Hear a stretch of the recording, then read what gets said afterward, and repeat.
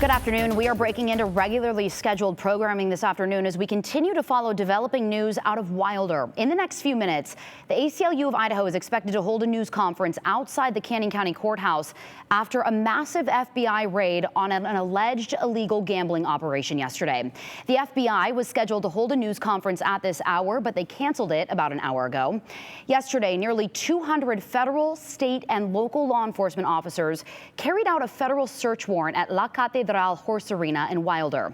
Investigators say the raid is the result of an investigation that has been building for months. 4 people were arrested in connection to that operation.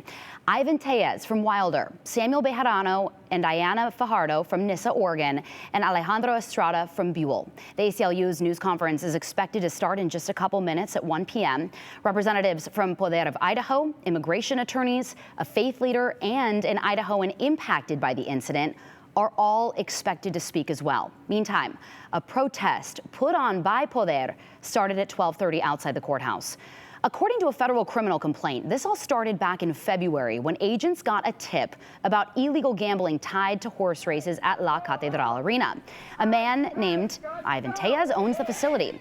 Court records show Bejarano regularly posted about the gambling operation on Facebook, including a June 25th post showing a betting sheet filled with names and large wagers. In late August, an undercover agent went to a horse race at the arena and said they witnessed betting couriers with backpacks full of cash. According to the complaint, financial records show thousands of dollars in bets processed through apps like Venmo, Zelle, and Cash App. Fast forward to last month, September, a judge signed a warrant, and investigators allegedly uncovered messages where Bejarano openly accepted bets on future races. Then just a few days ago, on October 15th, federal prosecutors filed charges. Now, as I mentioned, the FBI was scheduled to hold a press conference at 1, but it was canceled.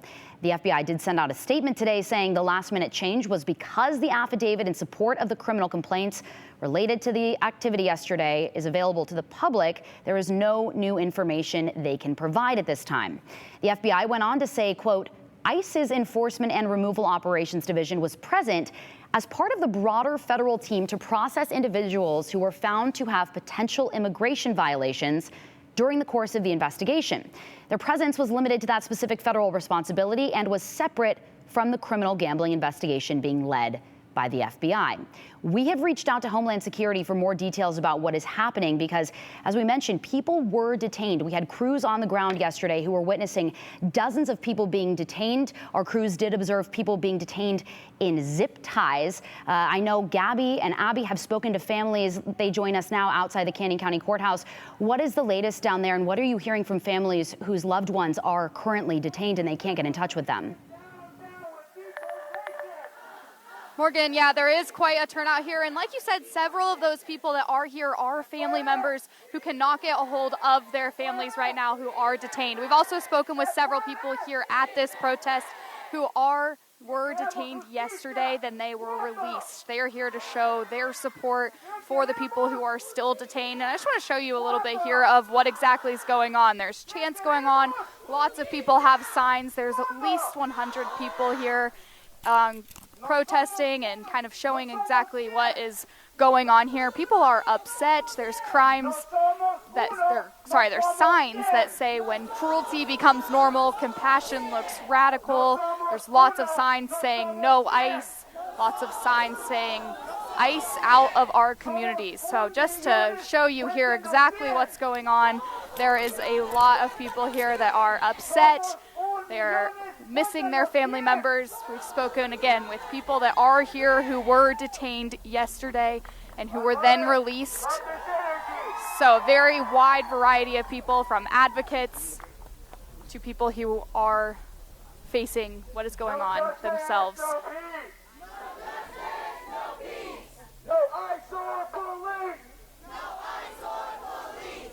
You got a good scene there of what exactly was going on. And Gabriella, I know you've been talking with ACLU a little bit about what exactly this press conference that they're going to host is. Again, this was supposed to be following an FBI press conference that was, again, like you said, that was canceled because they say that the information that they would have shared is already out in those criminal complaints. So Gabriella, do you know exactly what ACLU is going to address here in this press conference? So just like you mentioned, Abby, if we would have had that FBI press conference, people were going to have concerns of what was going to happen next, and ACLU was just going to be there to give them that information. But as of now, we know ACLU is going to be here on the podium, right over there, giving people any information regarding any loved one that may be detained. They're going to have attorney, immigration lawyers speaking about what they are supposed to be doing if their loved one is detained. They're also going to have any people who were at the scene yesterday speak of what it was like and how it all happened. This is about to start at 1 p.m., around 1:05, I believe. We are not completely sure. The protest is still going on. People from ACLU are already here, just waiting for the community's response. This is done for the community. I talked to ACLU, and they did confirm that this press conference is for the community to be informed about anything regarding immigration. That's all I have for right now. Going back to you, Morgan. Okay, Gabriela, some questions for you. You were out on scene in Wilder at the Horse Arena yesterday as this all unfolded. I know you arrived after people were being detained, but can you walk me through what you heard on the ground, what you saw, what people who were released after being detained told you about the processing situation? Yeah, definitely. We talked to a young individual who was detained for about an hour. She said that they were being violent towards them. I just spoke with one person who yesterday went with her friend to the hospital to get checked because she had been slammed by officials at the place horse track. She gave me that information. She says her friend will be coming to this protest, but they weren't really sure about that. Okay, and so when these individuals were detained yesterday, law enforcement, it's my understanding, they were questioning them, they were processing them, they were asking for documentation, correct? Correct, yes. There was a tent at the racetrack where they were being processed, asked for documentation, whether they were documented or undocumented. To my understanding, according to attorneys, they were being released if they showed documentation.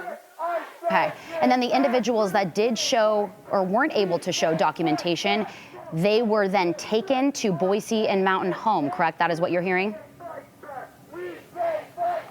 Correct, and we still don't know the exact location. As of this morning, I talked to a representative of the ACLU, and they did not give me an exact location because we still don't know where these individuals are located.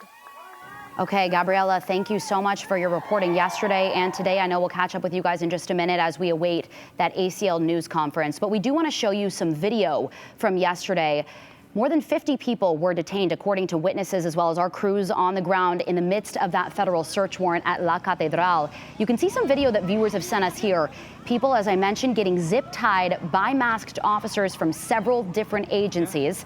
About an hour into the raid, everyone besides those who were detained were sent out of the arena. You can see an individual there being pulled out of a porta potty, and ICE officers detaining them. Also, take a listen to what we heard from somebody who was there yesterday. Got picked up who are detained in there. Again, they're minors. They're little boys. They're just here to ride their horses, doing what they do, what's for fun. And as Gabriela mentioned, detainees went through processing where they had to show if they had documentation. You put your belongings into a clear pouch, like your phone, money, everything. No, there were zip ties. You were fully zip tied until your wrist couldn't move anymore. That woman was detained, or that young woman, I should say, was detained alongside her cousin, uncle, and younger siblings. She was released after showing documentation. And as Gabriela mentioned, according to the ACLU, people who showed documentation were released. Those without documentation were sent to Boise or Mountain Home for further processing. Honestly, I'm just waiting to see if they're truly going to let the people that have proper documentation go, and who are they going to detain or not, because my mom is all 100% legal. She has no reason to be detained. She's not a criminal. That's Miguel Batista, who, again, his mom was detained. She was released after showing that documentation, but several family members tell us their loved ones were not released. We heard from people yesterday who were trying to track their loved ones on Find My Friends, and they weren't able to see their exact location. People yesterday were crying, screaming, yelling at officers, asking how to bring their loved ones back.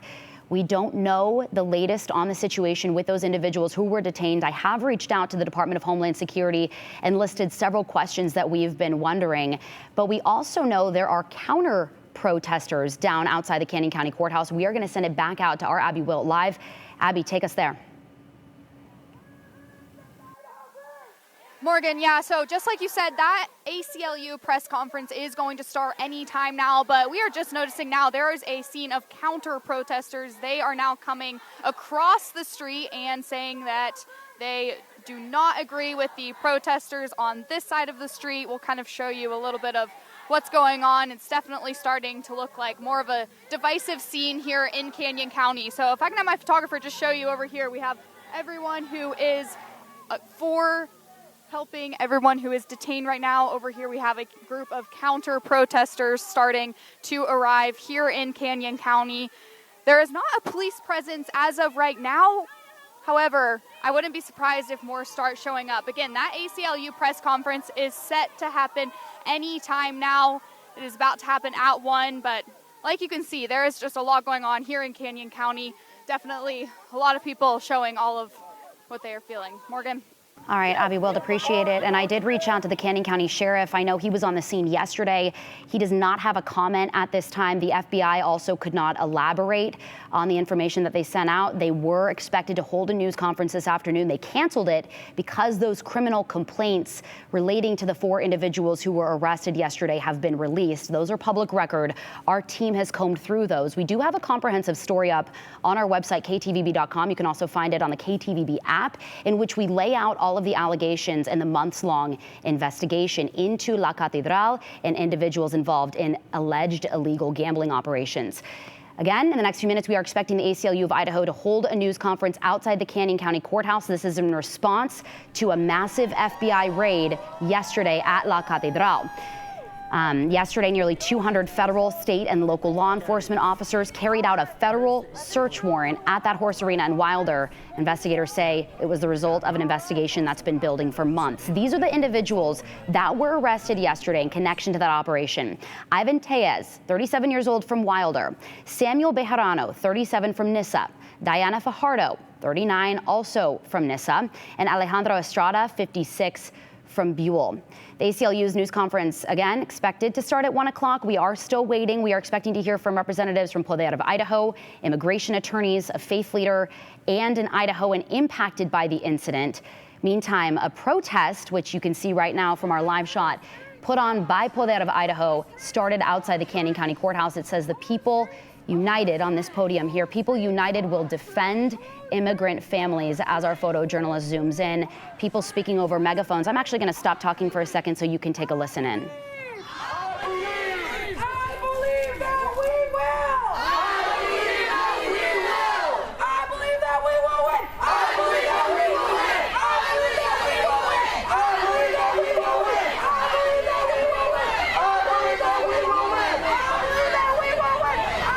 Now, according to a federal criminal complaint, this all started in February when agents got a tip about illegal gambling tied to horse races at La Catedral Arena in Wilder. Ivan Tellez owns the facility. Court records show Bejarano, who I already mentioned, regularly posted about the gambling operation on Facebook, including a post from June 29th, which showed a betting, or June 25th, I should say, which showed a betting sheet filled with names and large wagers. In late August, an undercover agent went to a horse race at the arena, said they witnessed betting couriers with backpacks full of cash. According to a criminal complaint, financial records show thousands of dollars in bets were processed through apps like Venmo, Zelle, and Cash App. A judge signed a warrant in September, and investigators allegedly uncovered messages where Bejarano openly accepted bets on future races. Then just a few days ago, according to an online court database, federal prosecutors filed charges. So this is all related to that massive law enforcement response yesterday at La Catedral Arena.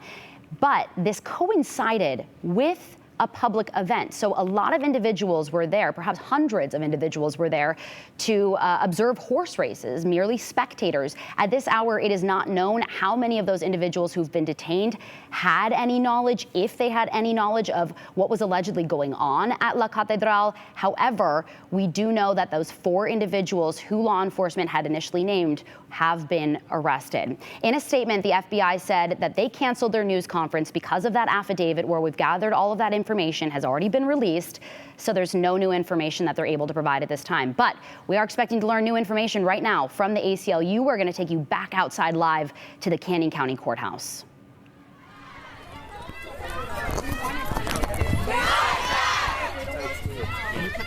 Yeah. Stand up right there!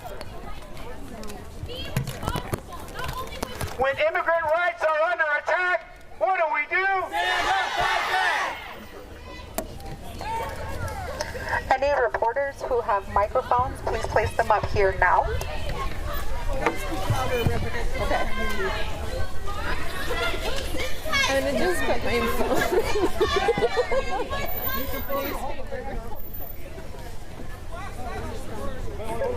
All right, it does appear that the ACLU is still setting up for that news conference as protesters and family members of loved ones who have been detained are waiting to learn more information. Going back to what the FBI has shared with us at this hour, they did tell us that ICE was there yesterday. Our crews saw them on the ground. We know ICE was detaining people, that their Enforcement and Removal Operations Division was there as part of the broader federal team to process individuals who were found to have potential immigration violations during the course of the investigation. Their presence was limited to that specific federal responsibility. It was separate from the criminal gambling investigation being led by the FBI. Again, that is according to a spokesperson with the FBI. I have reached out to the Department of Homeland Security for more details about what is happening with the detainees. But as we previously said, I want to reiterate that our crews yesterday on the ground saw at least 50 people being detained. Some of those people, family members told us, were taken away in vans to Boise and Mountain Home. Okay, we're going to take you back out again to the Canyon County Courthouse. We're expecting to hear from the ACLU. Press release. Every single person talking to here is an impacted community member. Everybody who is going to be speaking today was on the ground yesterday. They saw what happened and they have loved ones who were involved. So I am going to kick it off with the ACLU Executive Director, Leo Morales. Please welcome Leo Morales.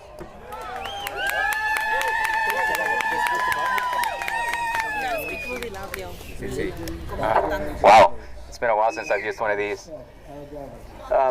Friends, we are gathered here today to condemn the action that occurred this weekend in Wilder. We are condemning this action in the strongest words possible. When the government uses ultimate force to remove individuals, that is wrong.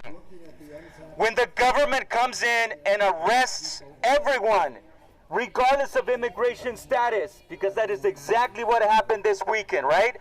The government came and arrested everyone, U.S. citizen, women and children. Every Idahoan should be horrified whenever government takes that type of action. And so today we are here to condemn that action. I'm also here to say that I am ashamed that the Governor Little, and other law enforcement officers took part in this event as well. They likely knew exactly what was happening, and they could have done their work differently. But they chose to do this operation in the worst possible way to bring the greatest harm possible to the community. This was a community where we had children attending to participate in a weekend event, right? And the government came in full force, military style, helicopters, drones, and arrested and handcuffed everyone, again, including children. No person, no Idahoan, no American should ever accept whenever a government does this to its own people. No, and never. And so today we are here to condemn those actions. I'm here to call on the governor as well for true leadership to truly rise and to defend every single person's constitutional rights. Enough is enough when it comes to the abuses that are continuing to occur. The governor should not be a puppet. The governor should not be lockstep with the president, who aims to remove as many brown people from this country, because that is exactly what we're seeing with these operations. Again, if the government wanted to do an operation that strategically they could have done it differently. But they chose to do it in the harshest, most inhumane way by using the entire force possible, including military operation style, to conduct this operation. What's left now is trauma because of this terrorist type of activity. Children have been left harmed as a result of this activity that occurred this weekend in Wilder. That is decades to recover from this type of trauma. And so again, we're here to condemn this activity. We're gathered in solidarity. We're gathered peacefully, and we will continue to organize to push back against this type of government action that is wrong. Thank you, everyone.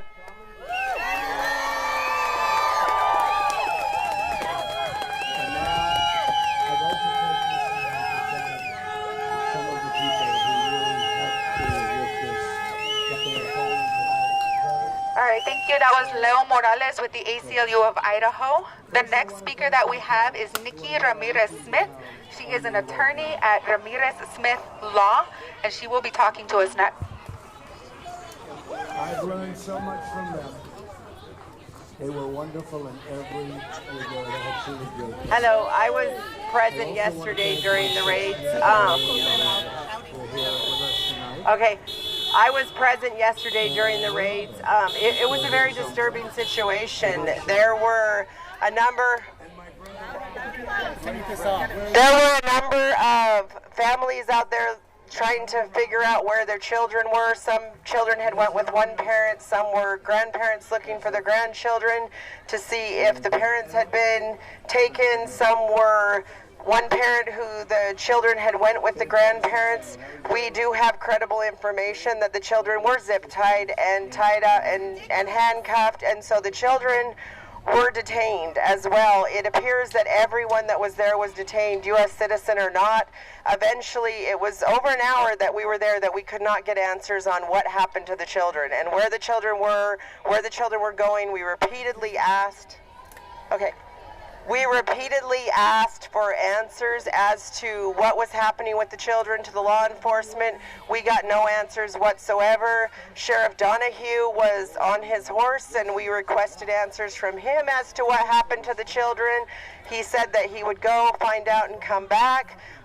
He did not return. Eventually, some officers came out, and one of the agencies communicated with us that the children were okay, that they were going to be released with family members. At that point, we communicated that to the crowd. When people did go through the barrier and start to move towards the area where they had everyone detained, that was because they were getting no answers as to where their children were. They were also getting information that their children were tied up back there and were being detained and handcuffed. And so people were really, really concerned about the whereabouts of their children. And so that was relayed numerous times to say, look, this crowd will calm down, but we need to know where the kids are. And we did not receive that information. Eventually, people did go back, at which time rubber bullets were fired at them. There were some threats to move faster. They would force people to move faster. The military was there. It appeared the military saw Canyon County Sheriff, the sheriff out in that region, Sheriff Donahue. We saw CBP. I'm trying to go through all the agencies that were there. Definitely the FBI, DEA was there. I said CBP. There were a number of different agencies. There were helicopters. There were dogs. There were all kinds of different things going on. It does appear that everyone was detained, at which point they would slowly release people based on, a citizenship line versus another line. There's very disturbing videos that are surfacing from inside of what happened and how everything had went down. There was no one out there to provide any answers to the people who were missing family members. it was a very difficult situation. At this point, there is still a number of people who are detained. I can say that there are many of them who have absolutely no criminal history whatsoever. And they are currently still detained with no criminal history and no prior deports. So we don't know what the status and the future of that is right now. It does appear that the children have all been released. So it does appear that all the children have been released. We did meet with a couple children who don't know where their parents are. We're trying to figure that out at this point. We have located the parents, but there are some situations. I think there is going to be a lot of children in this community that are severely disturbed and upset about what happened, and I think the community needs to rally around those kids because this was a family event. There were toddlers there, there were 5-year-olds there, there were a number of little children who were detained and watched a very horrific and traumatic event that I think went way beyond what was necessary.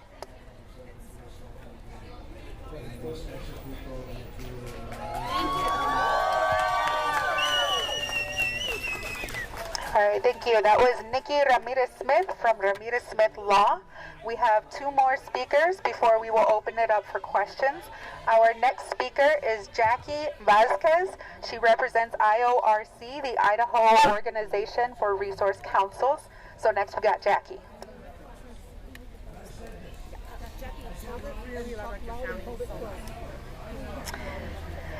Back in 1986, under the Ronald Reagan administration, the Immigration Reform and Control Act, often called the Amnesty Act, gave many undocumented individuals, including my father, a chance at stability.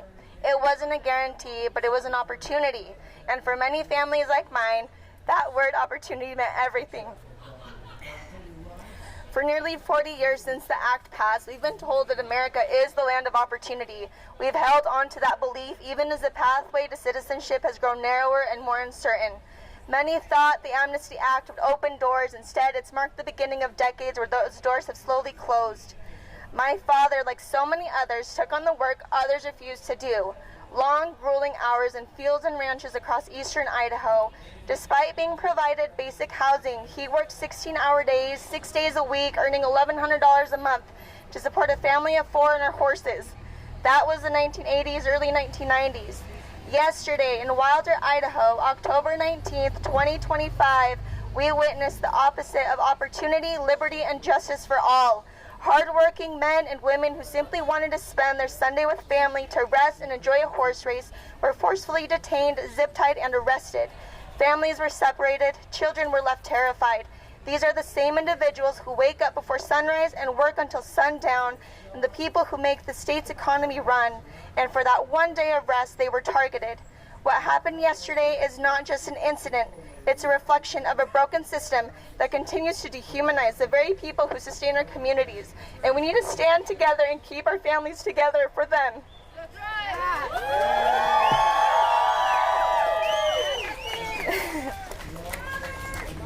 Okay, going in Spanish now. En 1986, bajo la administración de Ronald Reagan, la Ley de Reforma y Control de la Inmigración, o mejor conocida como la Ley de Amnistía, brindó a muchas personas indocumentadas, incluyendo mi padre, la oportunidad de alcanzar la estabilidad. No era una garantía, pero sí una oportunidad. Y para muchas familias como la mía, esa palabra, oportunidad, lo era todo. Durante casi 40 años después de la aprobación de esa ley, nos han dicho que los Estados Unidos es la tierra de las oportunidades. Nos hemos aferrado en una creencia incluso cuando el camino hacia la ciudadanía se ha vuelto más incierta. Muchos pensaron que la ley de amnistía abriría puertas. En cambio, marcó el comienzo de décadas en las que esas puertas se fueron cerrando poco a poco. Mi padre, como tantos otros, aceptó el trabajo que otros no querían hacer, largas y agotadoras horas en campos y ranchos por todo el estado de Idaho. A pesar de contar con un hogar para vivir, trabajaba 16 horas al día, 6 días a la semana, ganando solo $1,100 al mes para mantener a una familia de 4 y a nuestros caballos. Ayer en Wilder, Idaho, octubre 19 del 2025, presenciamos lo opuesto a la oportunidad, libertad y justicia para todos. hombres y mujeres trabajadores que simplemente querían pasar el domingo en familia, descansar y disfrutar de una carrera de caballos, fueron detenidos a la fuerza, atados con bridas y arrestados. Separaron a las familias y a los niños quedaron aterrorizados. Estas son las mismas personas que se despiertan antes del amanecer y trabajan hasta que oscurece. Las personas que hacen funcionar la economía de este estado y por ese único día de descanso fueron perseguidos. Lo que ocurrió ayer no es solo un incidente, es un reflejo de un sistema roto que continúa deshumanizando a las mismas personas que sostienen nuestras comunidades. Gracias.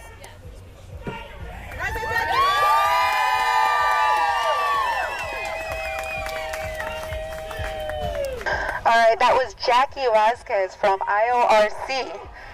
We all have one speaker left in the lineup, but we do have a bonus speaker after that. We also would like to just point out that we usually have, when we have protests and gatherings, we usually have police who are here to protect us. They did not come today.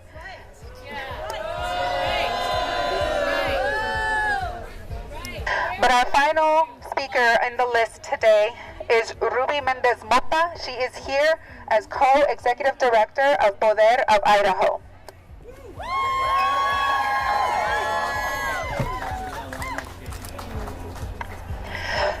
¿Me pueden escuchar? Can you hear me? Okay. This morning, and I wrote it down because I'm really heartbroken. We woke up with heavy hearts.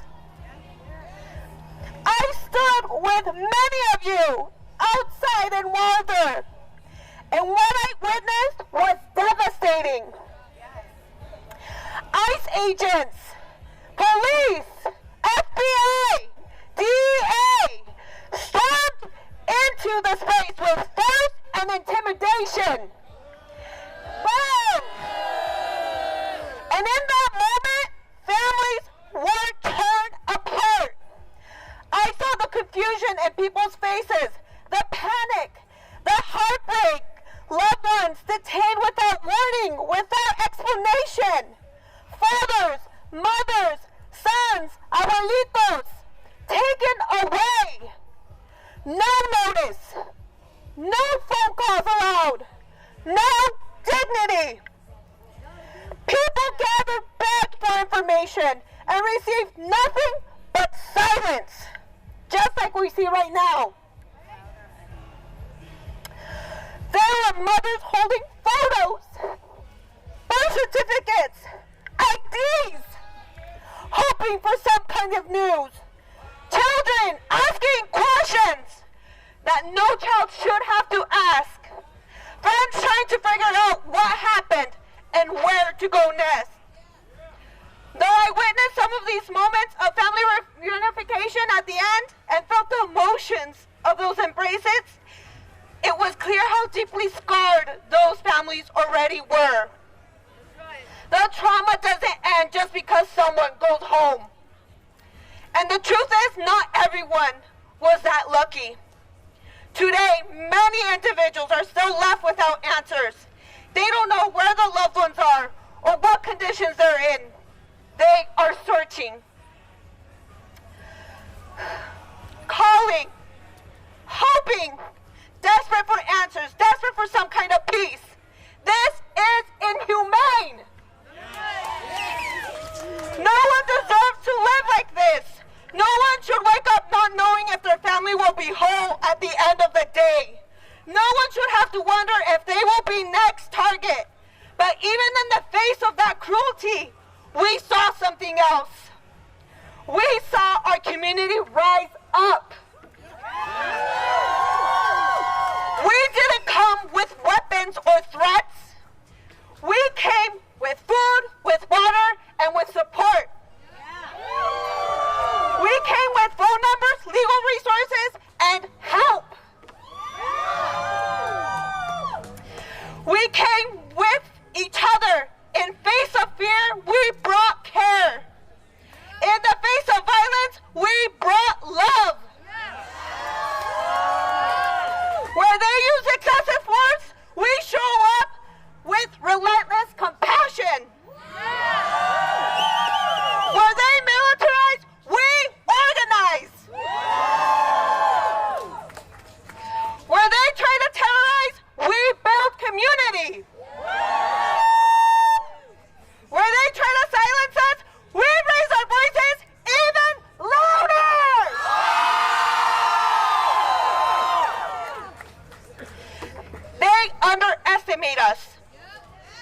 because we're not afraid and we're not backing down.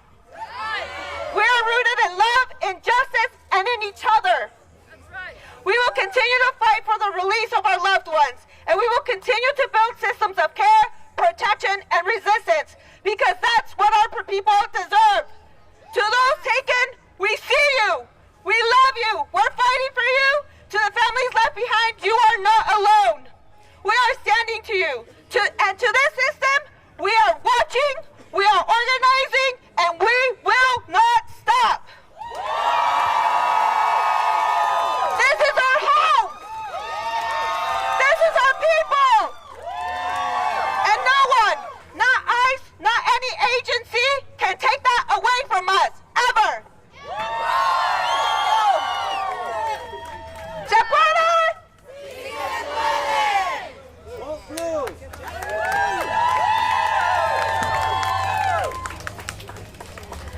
All right, we have one bonus speaker who is not affiliated with any of the organizations that put this on.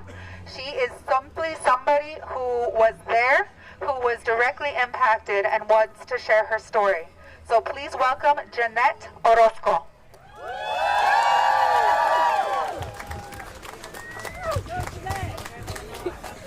Hello, can you hear me? Hi everyone, my name is Jeanette Orozco. I am the daughter of Vicente Orozco. I was there yesterday. We got a call around 1. My dad letting us know what was going on. We were really nervous. We were really scared. We didn't know what to do. The first thing we told my dad is don't answer any questions. Don't talk to anybody, and to make sure to ask for a lawyer if needed. And I told him to spread that around. My dad is somebody who I love very much, and to not know what's going on, we had contact with him for a few hours and then lost contact after he told us he would give us a call. They were zip tying people up. He mentioned that there was people on the roof pointing at them with guns, and he was really nervous, and we can hear it in his voice, and I've never heard my dad ever be that nervous in my life. So hearing that was very painful, very scary, and I'm angry, I'm mad, I'm heartbroken, and I'm sad. We waited, we asked questions, and we weren't getting any answers. I was hurt, and I was just trying to figure out what was going on. And so we waited, and we pushed, and we asked for questions, and we were able to get a little closer. And when we got closer, we got pushed back with force. They were shooting rubber bullets at people. Me and my sister were able to move away and get out safely, and we still waited, and we still waited. And finally, we were told that they were processing and releasing people. And so we went to go find my dad. We got there, I screamed, I yelled his name, and he found us, and then we found him. And so we were able to see him waiting, sitting there, getting information, trying to figure out what was going on. And we waited, and we waited, and we continued to wait. And he was telling us he loved us from sitting down on the chairs. And we waited, and we waited, and we waited, and we continued to wait.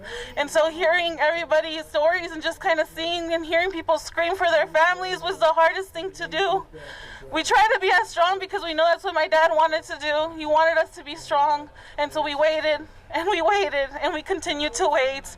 We saw piles of zip ties on the floor. We saw people being put into vans. We saw people being put into buses, and we waited, and we continued to wait. And they were processing my dad, and I just screamed if he needs more information to let us know, because we continued to wait. And people were screaming, people were yelling, and we saw people being chained up and put into vans, into buses, and we waited, and we waited. And they finally released my dad. Luckily, he has documentation, so he was able to get out. But this is not about me. This is not about my dad. He was able to come home with us, but there's people who still haven't gone back with their families. And that's why we're here, because we all waited, and we're still waiting. And people need to hear what's going on. People need to see what's going on. There was kids there. I didn't see any, but there was kids. There's families being ripped apart. And we shouldn't have to be here. We shouldn't have to do this, but we're here because we care. And we're continuing to fight, so please hold each other tight and continue to do the good cause. This is for everybody. I love everybody here. I'm so thankful that you all are here. And I'm very, very glad that, everyone's here in community.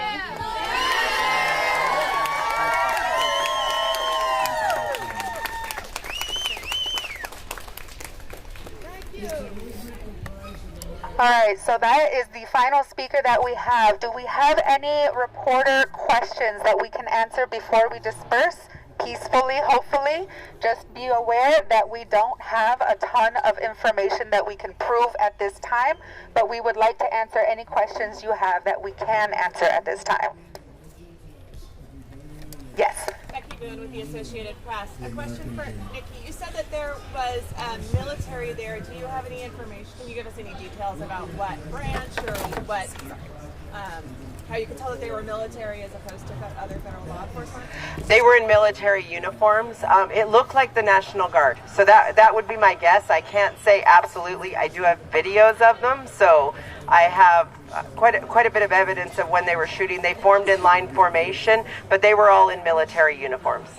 And sorry, I don't want to jump ahead of others, but do you have any information about whether DHS and ICE and these other groups were there with the FBI on the FBI's warrant, or was there a separate warranted operation going on?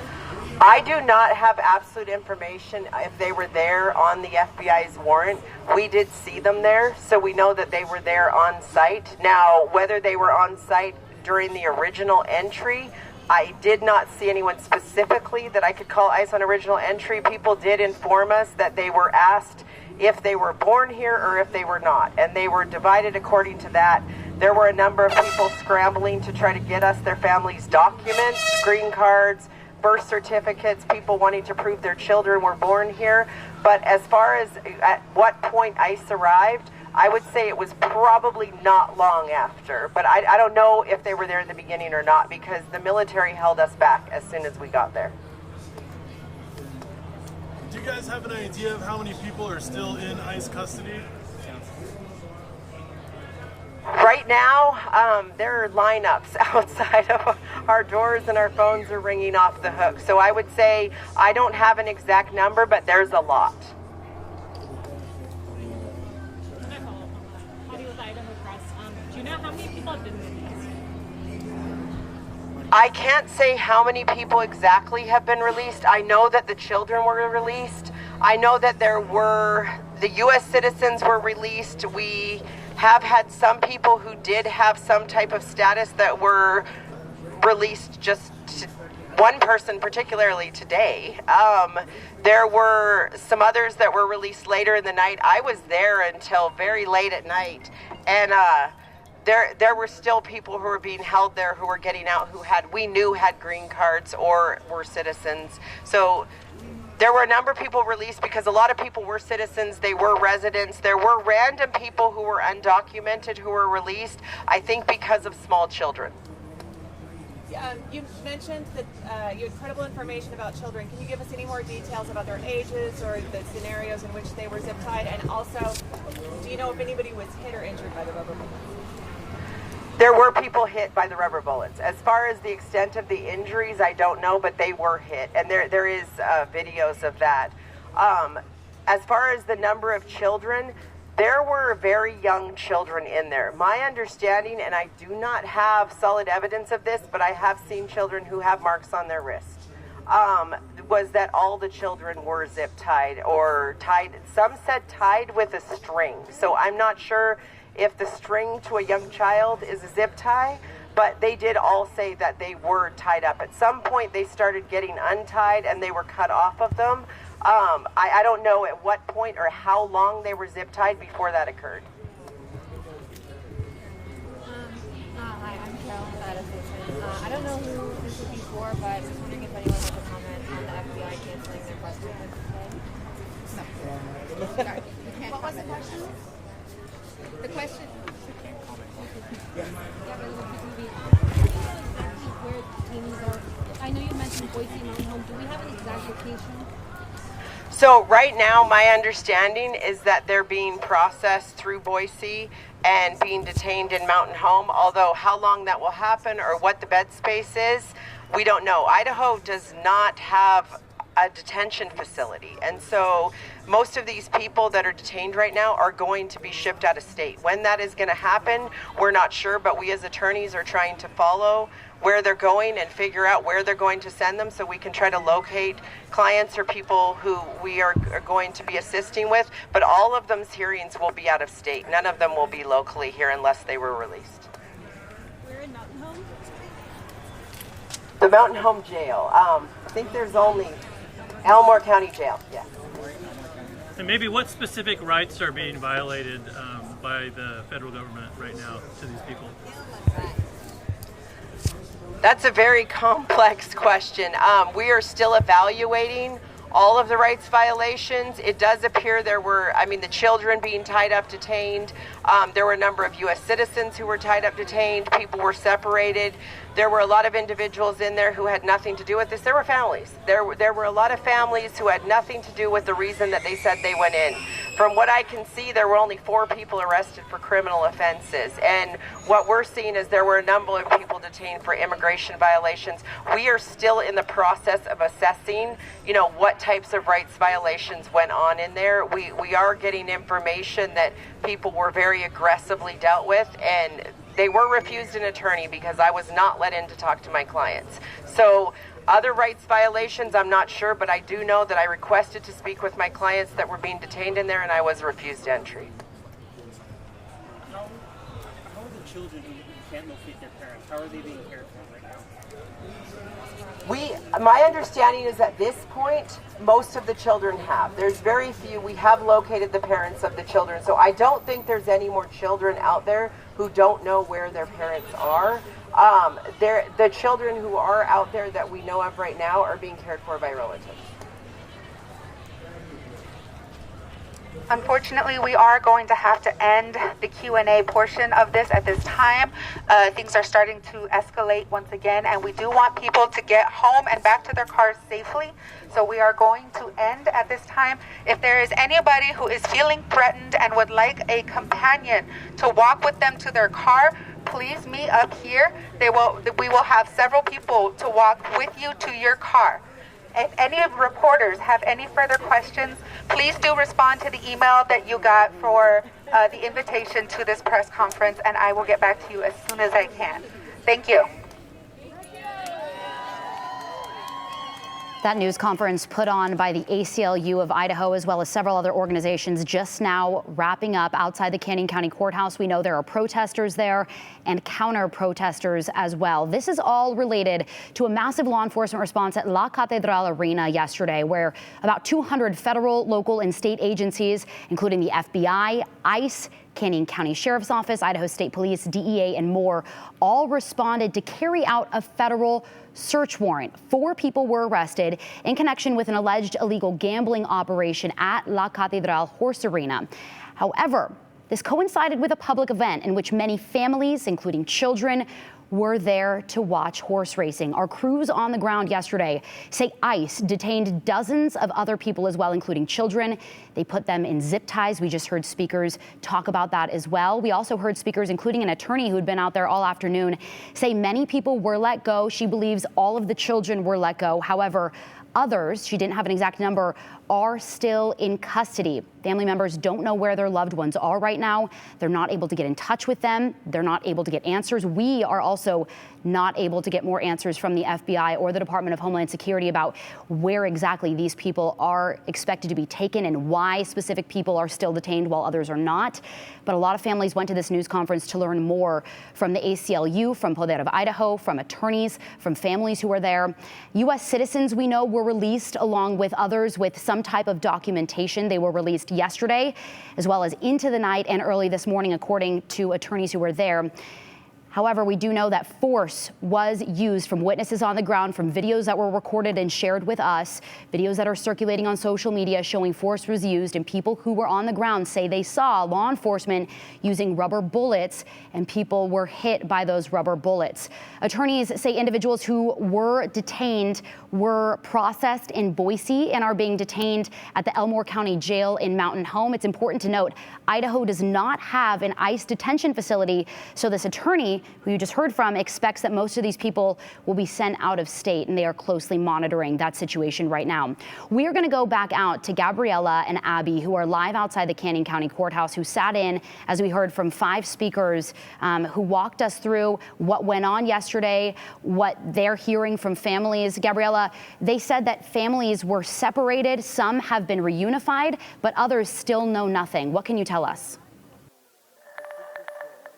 Yeah, exactly, Morgan. So during the press release that ACLU held, they said that they actually, at the Wilder, when the whole situation was happening, they did 2 lines. One where people who were documented and the other ones were undocumented, and also people who had been born in the U.S. and people who were not born in the U.S. Right now, as you can see behind me, the protest is already wrapping up because there's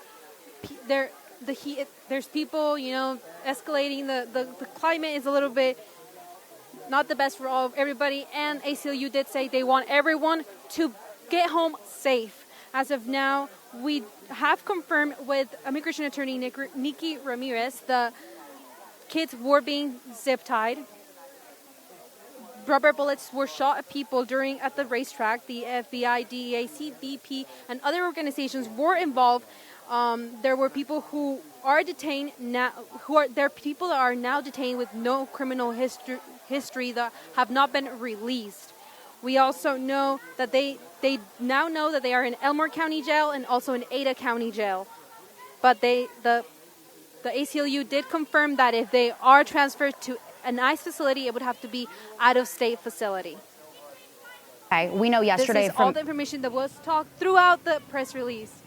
Okay. Back to you, Morgan. Gabriela, thank you so much. We know yesterday that, as I mentioned, individuals that could show documentation were released, but several others are detained. And what we're hearing from officials with ACLU, Poder, as well as another attorney, that those who couldn't show documentation are still detained. But that attorney did say a lot of those individuals do not have criminal records. They didn't have anything to do with what was going on and why that federal search warrant was served yesterday at La Catedral Arena. This is still a very developing story, and we will continue to bring you all the latest as we learn more, whatever we hear from law enforcement in the days to come. We also know those individuals who were arrested and charged with these in relation to the alleged illegal gambling will be in court, in federal court. So we will continue to follow this story for you, bring you all the details both on air and online. You can always stream us, KTVB Plus, download on your smart TV and watch for free. Thanks for joining us.